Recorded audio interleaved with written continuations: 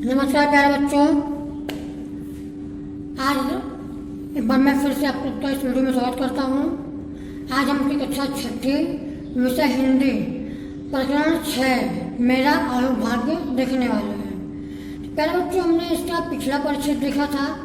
पिछले परिच्छेद में क्या देखा था, किस प्रकार लेखक चंद्रगुप्त विद्यालंकार जी वो जाते हैं शांति निकेतन में गुरुदेव से मिलने, अर्थात रविंद्रनाथ टैगोर जी से मिलने जाते हैं वहाँ पर। और वहाँ पहुँचने पर वहाँ का माहौल देखकर, वहाँ का वातावरण देखकर बहुत ही वो प्रसन्न होते हैं। वहाँ पर लगे हुए बकुल के वृक्ष देखते हैं, किस तरह से कितना अच्छा उपवन होता है वहाँ पर।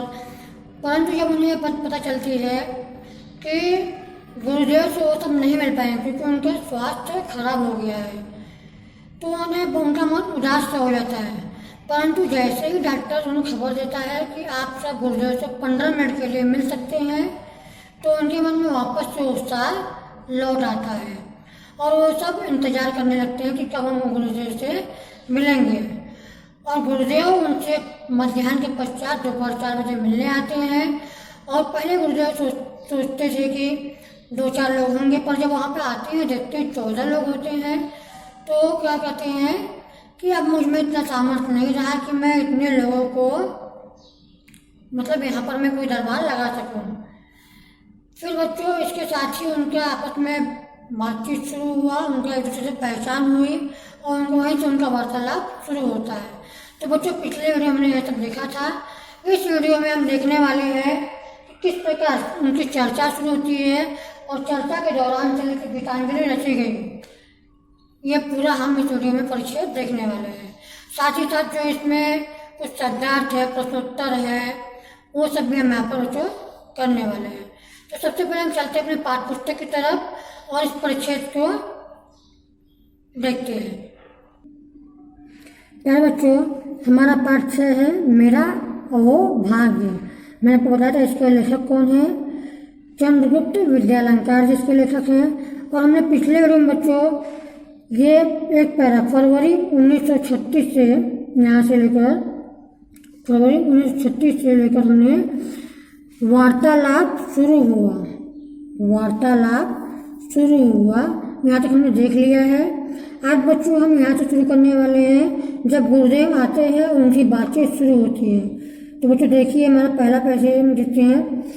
चर्चा के दौरान गुरुदेव ने कहा, अब से 50 बरस पहले जब मैंने कहानियाँ लिखना शुरू किया था तो इस क्षेत्र में एक आदमी था। अर्थात चर्चा के दौरान उनसे चर्चा शुरू हुई, किससे, लेखक के दल से और गुरुदेव के बीच में। उन्होंने कहा अब से 50 बरस पहले, अर्थात उस समय से जब उनसे बातचीत हो रही थी, उस समय से 50 साल पहले जब मैंने कहानियाँ लिखनी शुरू की। किसने? गुरुदेव ने कहानियाँ लिखनी शुरू की। तो इस क्षेत्र में एक आदमी था। एक आदमी मतलब 1-2 ही आदमी मुश्किल से वहाँ पर दिखते थे। मेरी प्रारंभिक कहानियों में ग्रामीण जीवन के संसर्ग का ही वर्णन है। गुरुदेव क्या कहते हैं, मेरी प्रारंभिक अर्थात उनकी शुरुआती कहानियाँ थी, उन कहानियों में ग्रामीण जीवन अर्थात गांव के लोगों के जीवन के बारे में ही वर्णन किया गया है। उसके पहले इस तरह की कोई चीज़ बांग्ला भाषा में नहीं थी। वो कह रहे थे कि उसके पहले कोई भी ऐसी चीज़ मतलब बांग्ला भाषा में नहीं थी, कोई भी चीज़ उनकी बांग्ला भाषा में नहीं थी। मेरी कहानियों में ग्रामीण जनता की मनोवृत्ति के दर्शन होते थे। कहते हैं वो कि मेरी कहानी में अर्थात उनकी कहानियों में जो ग्रामीण जनता था, जो गांव के लोग होते थे, उनकी मनोवृत्ति अर्थात जो उनकी मन में जो इच्छाएं होती है, मनोवृत्ति होती है, उनके मन में इच्छाएं होती है, उनके दर्शन होते थे, अर्थात उनका वो वर्णन करते थे अपनी कहानियों में।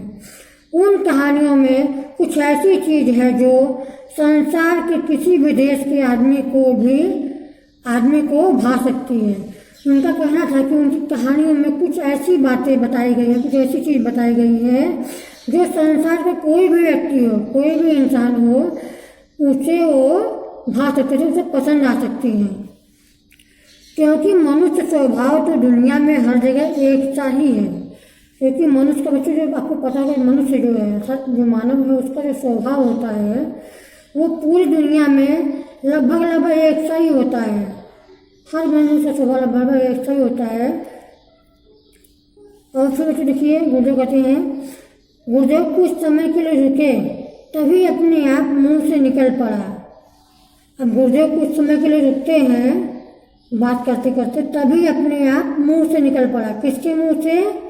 लेखक के मुंह से कुछ बात निकल पड़ी।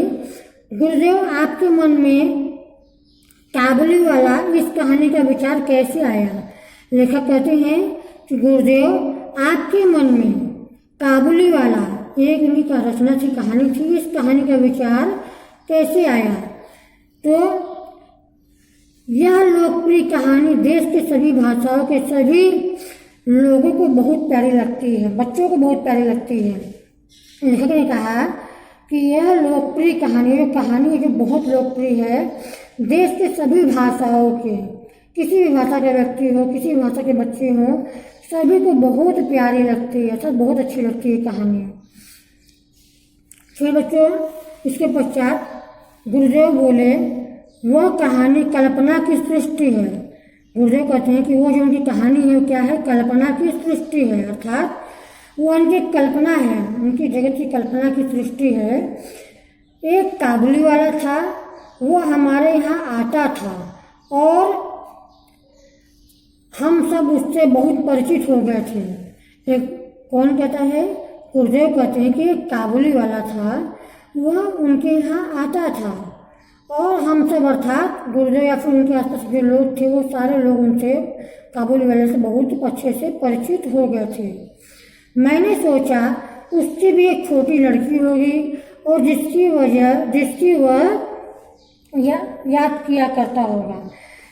गुरुदेव कहते हैं कि उन्होंने सोचा, सब गुरुदेव ने सोचा कि उसकी भी, अर्थात काबुली वाले की भी एक छोटी सी लड़की होगी और जिसकी वह याद किया करता होगा और जिसको वह याद करता होगा। इसी तरह वार्तालाप होता रहा। हम सबके लिए यह एक मानसिक खाद्य था। इसी तरह गुरुदेव से बातचीत चालू थी, वार्तालाप होता रहा, बातचीत होती रही और हम सब के लिए, अर्थात लेखक कहते हैं हम सब, अर्थात उनका वो और उनके जो 7 लोग आए थे, उनका दल था, उन सब के लिए एक मानसिक खाद्य था। मानसिक खाद्य अर्थात बच्चों वैचारिक चर्चा, अर्थात हम चर्चा करते दिमाग से, बातचीत निकालते दिमाग से, जब कई लोग बैठते हो तो बहुत सी बातें हमारे दिमाग में आती है, उसे हम कहते हैं मानसिक खाद्य, तो वैचारिक चर्चा था। आश्चर्य की बात यह है कि 15 मिनट के बजाय 40 मिनट हो चुके थे। अब लेखक कहते हैं कि आश्चर्य की बात तो यह हो गई कि गुरुदेव से मिलने का जो समय था वो सिर्फ 15 मिनट का था, परंतु 15 मिनट के बजाय 40 मिनट हो चुके थे। अब गुरुदेव उठे और चल पड़े। वहाँ से उठे और चल पड़े।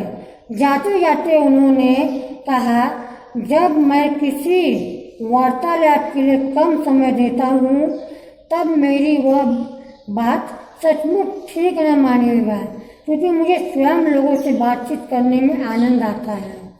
अब गुरुदेव क्या कहते हैं, जाते जाते वो कहते हैं कि जब मैं किसी से वार्तालाप, अर्थात किसी से बातचीत के लिए कम समय देता हूँ, अर्थात कम समय किसी से बातचीत करता हूँ, तब मेरी वो बात सचमुच ठीक न मानिएगा। तब जो मैं वो बात कर रहा हूँ वो सचमुच ठीक मत मानिएगा, क्योंकि मुझे स्वयं लोगों से बातचीत करने में आनंद आता है। क्योंकि गुरुदेव को स्वयं लोगों से बातचीत करने में बहुत ही प्रसन्नता होती है, अर्थात आनंद आता है। हम सब ने गुरुदेव को धन्यवाद दिया और विदा ली। हम सब ने, अर्थात लेखक और उनके जो मित्र थे, उनका जो दल था, उन सभी लोगों ने गुरुदेव को धन्यवाद दिया और उनसे विदा ली।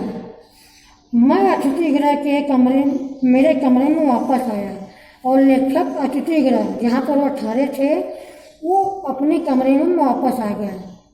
गुरुदेव के साथ हुए वार्तालाप से मुझे एक असाधारण उल्लास की अनुभूति हो रही थी। अब लेखक कहते हैं कि गुरुदेव के साथ जो उनकी वार्तालाप हुई, जो उनकी बातचीत हुई गुरुदेव के साथ, उससे उन्हें असाधारण अर्थात एक अजीब सी उल्लास यानी बहुत ही खुशी की अनुभूति हुई।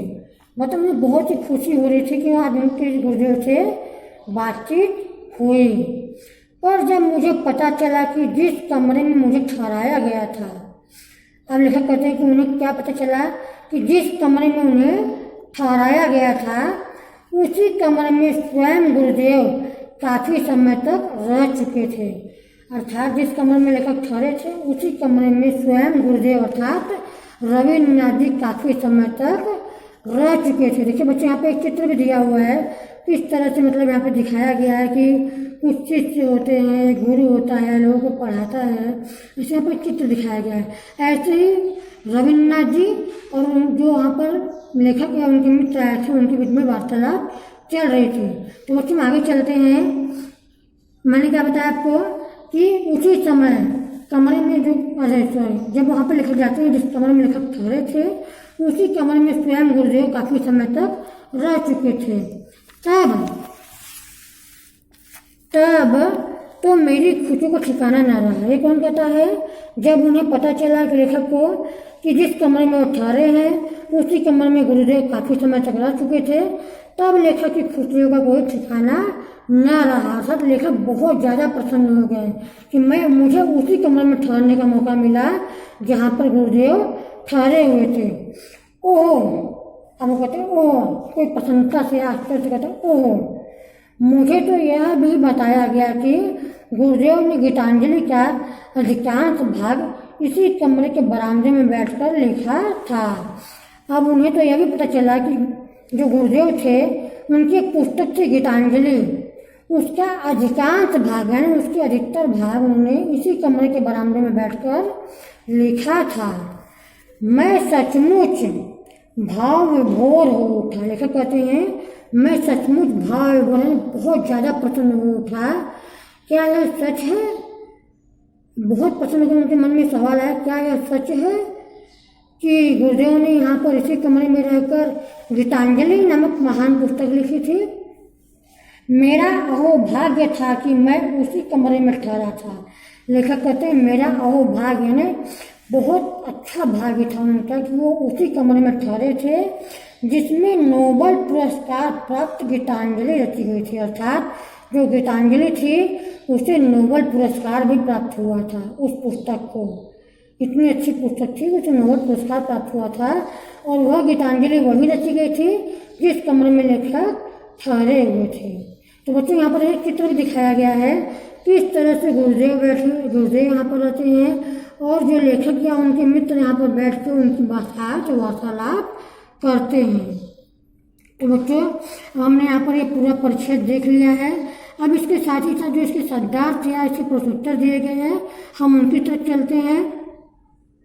प्यारे बच्चों, हमने देखा किस प्रकार से लेखक वहाँ पर थे और उनसे बातचीत शुरू हुई, तो किस तरह से बातों में उनके काफ़ी समय बीत गया। काबुली वाला की बात आई और गुरु जी ने बताया कि किस तरह से उनकी कहानियों में ग्रामीण जीवन का ज़्यादा वर्णन है और किस तरह से वो काबुली वाले प्रसंग पे आ गए और किस तरह से उनकी वार्तालाप में उनकी बातचीत में 15 मिनट के बजाय 40 मिनट का समय बीत गया और उसके बाद गुरुदेव वहाँ से चले गए और फिर लेखक अपने कमरे में आए तो उन्हें पता चला कि यह वही कमरा है जिस कमरे में गुरुदेव ने अपना अधिकतर समय बिताया है। और लेखक को यह भी बात पता चली कि इसी कमरे में गीतांजलि नामक महान पुस्तक जिसे कि नोबेल पुरस्कार प्राप्त हुआ था वह पुस्तक गुरुदेव ने इसी कमरे में लिखी है।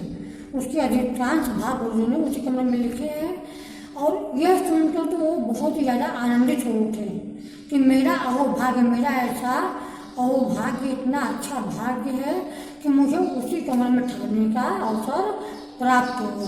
तो बच्चों आपको समझ में आएगा हमारे पाठ का नाम मेरा अहोभाग्य क्यों दिया गया है। तो बच्चों अब हम आज हमने देखा चर्चा के दौरान से लेकर गीतांजलि रची गई थी। यहाँ तक हमने परिचय पूरा देख लिया और हमारा पाठ यहाँ पर खत्म हो रहा है। इसके साथ ही बच्चों के इसमें शब्दार्थ दिए गए हैं, हम चलते पहले शब्दार्थ देखते हैं और उसके जो प्रश्नोत्तर है उनको भी हम देख लेते हैं। तो पहले हम शब्दार्थ से चलते हैं बच्चों, ध्यान दीजिए। ये हमारा शब्दार्थ दिया गया है बच्चों। पहला क्या है? आश्चर्य, आश्चर्य करना अर्थात आश्चर्य हैरान होना, किसी बात को देख कर हैरान हो जाना, आश्चर्य करना। आनंद अर्थात हर्ष, खुशी, जब आपको बहुत खुशी होती है, बहुत हर्ष होता है तो हम कहते हैं आनंद। असाधारण यानी अजीब सा, जो लोगों से थोड़ा अलग हो, असाधारण। खुशी यानी प्रसन्नता। क्षमता, शक्ति, कहते हैं ना कितनी क्षमता है आपके अंदर, आप क्या कार्य कर सकते हो, वो शक्ति उनकी। संसर्ग अर्थात संगति, किसी के साथ में रहना, संसर्ग कर रहे हैं। मानसिक खाद्य, मैंने आपको बताया बच्चों, मानसिक खाद्य है ना वैचारिक चर्चा, आपके मन में जो विचार आते हैं उन्हें कहते हैं मानसिक खाद्य। पुरस्कार अर्थात इनाम, मैंने अपने लास्ट में देखा जैसे गीतांजलि को पुस्तक थी जो नोबेल पुरस्कार मिला था, अर्थात उसे नोबेल इनाम मिला था। अब बच्चों से साथ ही साथ जिसके प्रश्न रहेगा हम उनकी तरफ चलते हैं। हमारा पहला प्रश्न देखिए, प्रश्न क्रमांक 1 क्या दिया गया है? रिक्त स्थानों की पूर्ति करो, रिक्त स्थानों की पूर्ति करो। इसमें बच्चों पहले क्या दिया गया है? ध्यान दीजिए, मेरे प्रारंभिक कहानियों में खाली जगह जीवन के संसर्ग का ही वर्णन है। अब बच्चों यहाँ पर क्या आएगा? जब गुरुदेव उन्हें बताते हैं लेखक को कि मेरी प्रारंभिक कहानियों में कौन किसके जीवन का? ग्रामीण जीवन, क्या आएगा? ग्रामीण जीवन के संसर्ग का ही वर्णन है। यहाँ पे क्या लिखे बच्चों? ग्रामीण।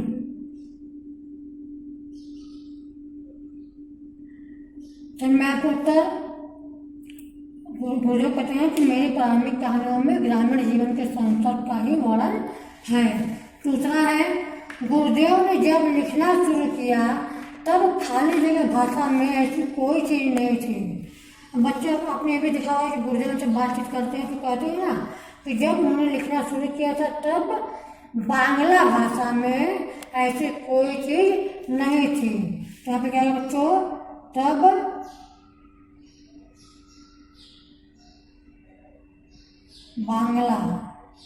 बांग्ला भाषा में ऐसी कोई चीज नहीं थी।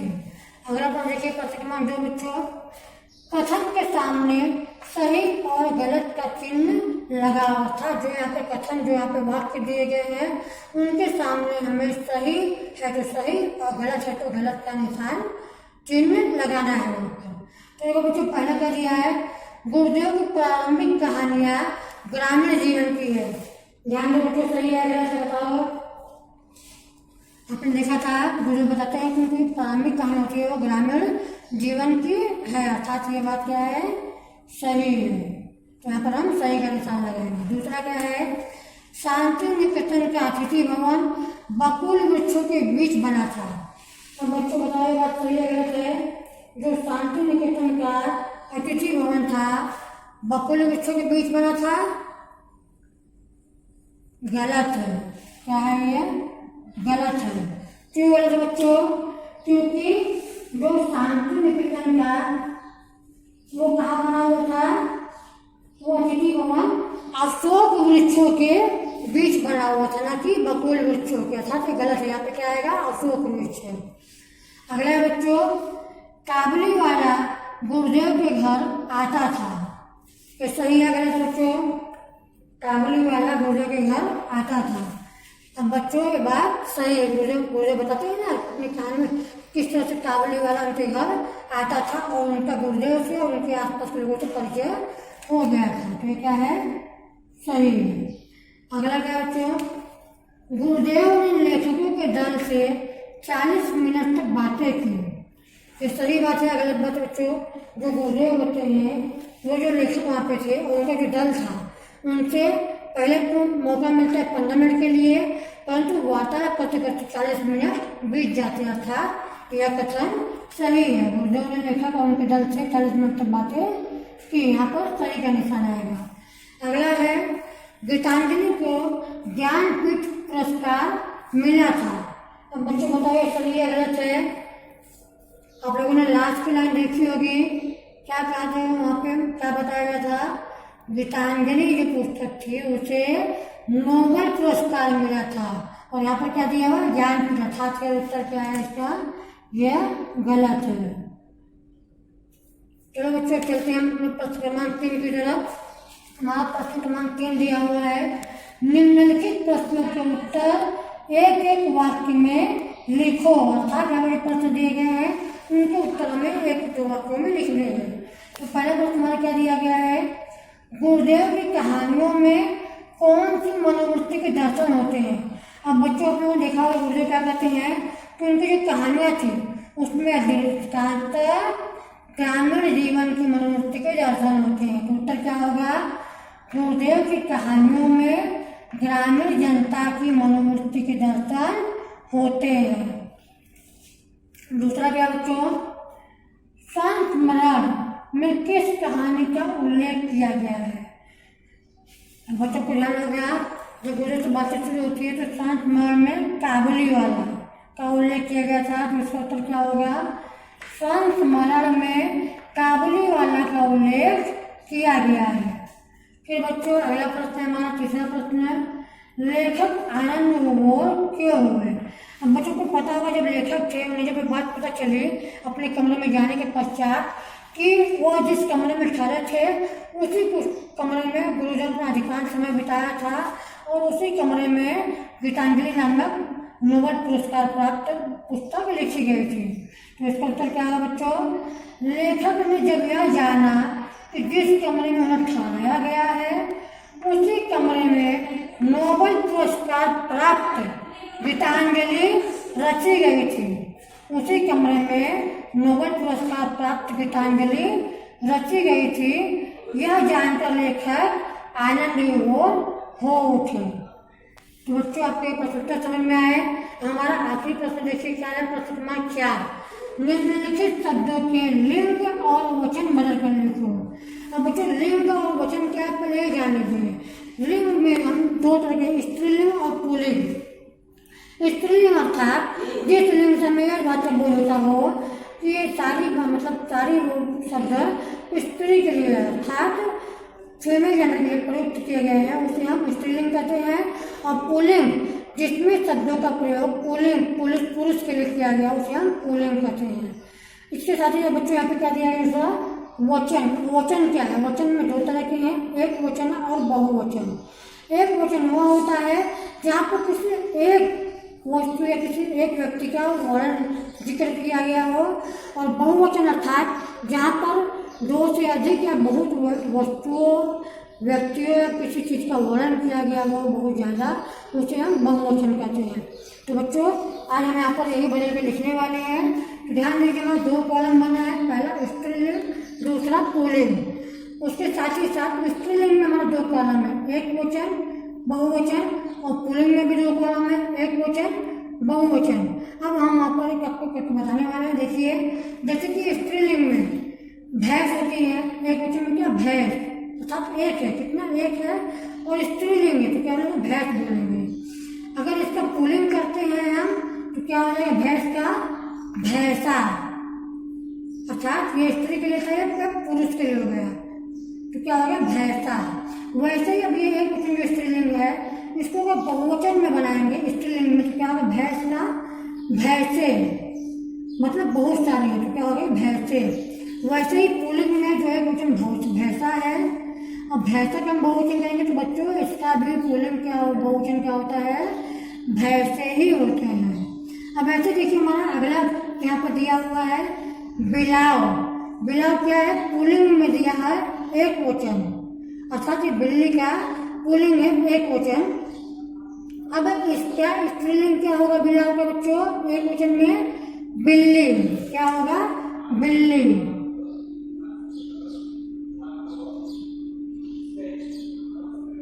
बिल्ली ये क्या हो गया? एक वचन हो गया इसमें स्त्रीलिंग में। तो इसी तरह से स्त्रीलिंग में इसका बहुवचन क्या होगा? जहाँ पे एक बिल्ली थी अब बहुत सारी बिल्ली आ गई तो क्या है बच्चों? बिल्लियाँ। क्या हो जाएगा? बिल्लियाँ।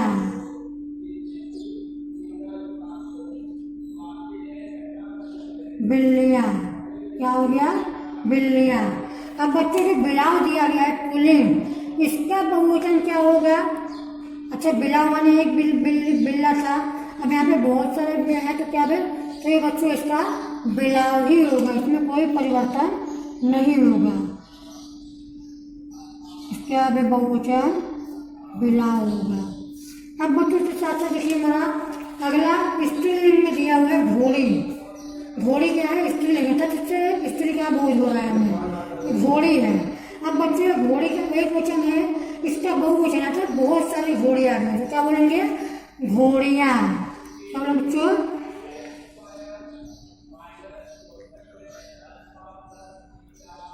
घोड़ियाँ। अब बच्चों से साथ साथ देखेंगे जो घोड़ी थी कैसे स्त्रीलिंग थी, इसका पुल्लिंग क्या होगा? घोड़ा। क्या होगा? घोड़ा। यहाँ पर पुरुष का बोझ हो रहा है, क्या है? घोड़ा। अब बच्चों घोड़ा एक वचन है, अब इस घोड़ा का बहुवचन के लिए क्या होगा? बहुत सारे आ गए, तो क्या होंगे? घोड़े। क्या हो जाएंगे? घोड़े। दूसरे साथ बच्चे मिट्टी में अगला है, क्या दिया गया हमारा अंत में दिया गया? नाग। नाग क्या है? बहुवचन, किसमें? पुल्लिंग में। पुल्लिंग में बहुवचन क्या है? नाग है। तो बच्चों एक वचन भी नाग ही होगा, एक नाग हुआ, बहुत से नाग में तो नाग ही बोल रहे हैं, तो एक वचन भी क्या होगा इसका? नाग। इसमें पुल्लिंग में। परंतु बच्चों जैसे हम इस नाग को स्त्रीलिंग में बनाएंगे तो नाग को क्या कहते हैं? तो पता होगा, नागिन। क्या हो जाएगा? नागिन। क्या है ये? एक वचन है, नागिन। और बच्चों ये एक वचन नागिन किसमें बनी? स्त्रीलिंग में बनी। अब स्त्रीलिंग में इसका बहुवचन बनाना है, यानी बहुत सारी नागिन, क्या कहेंगे हम? नागिने। क्या कहेंगे? नागिने। अब इसके साथ बच्चे हमारा अगला दिया गया है चूहिया। चूहिया क्या है? बहुत सारी चूहिया हैं, तो क्या हो गया है? बहुवचन, किसमें? चूहिया। बहुत कैसा हो रहा है? तो चूहिया मतलब स्त्रीलिंग में चूहिया में आ रहा है, तो इसका एक वचन क्या होगा बच्चों? इसका एक वचन चूहिया। क्या होगा? चूहिया।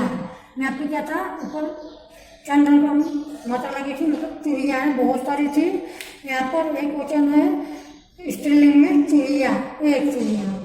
अब बच्चों चूहिया है, इसका हम पुल्लिंग बनाएंगे तो क्या हो जाएगा? चूहा। क्या बन जाएगा? चूहा। क्या होगा ये? एक वचन। क्या हो जाएगा? इसका एक वचन चूहा। चूहा। अब बच्चों सारे जो चूहा है उससे बहुवचन बना रहे हैं, तो बहुवचन क्या बनेगा? चूहा का बहुत सारे चूहा आ गए, क्या बनेगा? चूहे। क्या कहेंगे हम? चूहे। तो बच्चों आपको समझ में आया होगा किस तरह से यहाँ पर हमने वचन बदले, लिंग बदले, एक वचन से बहुवचन में देखिए, और स्त्रीलिंग से पुल्लिंग और पुल्लिंग से स्त्रीलिंग करना हमने सीखा। तो बच्चों हमने ये सारा पार्ट में हमने सारे परिच्छेद देख लिया। उसके साथ ही साथ परिच्छेद में दिए गए जो शब्दार्थ थे, प्रश्नोत्तर थे, या फिर जो इसके स्त्रीलिंग पुल्लिंग बदल के में लिखने थे, वो सब हमने अपने यहाँ देख लिया है। तो बच्चों आशा करता हूँ आपको ये वीडियो अच्छे से समझ में आया होगा। आप सब इसे समझने के लिए एक बार नहीं समझते तो 2 बार 3 बार बार लिखने का प्रयास करिए, जब तक आपको समझ में ना आ जाए। फिर भी अगर आपको नहीं समझ में आ रहा है, कुछ इससे समस्या हो रही है, तो आप शुक्रवार के दिन अपने व्हाट्सएप ग्रुप में हमसे पूछ सकते हैं, और साथ ही साथ यहाँ पर दिए गए इन शब्दार्थों को, प्रश्नोत्तर को अपनी स्वाध्याय की नोटबुक में लिख कर शुक्रवार के दिन अपने व्हाट्सएप ग्रुप में आप भेजेंगे।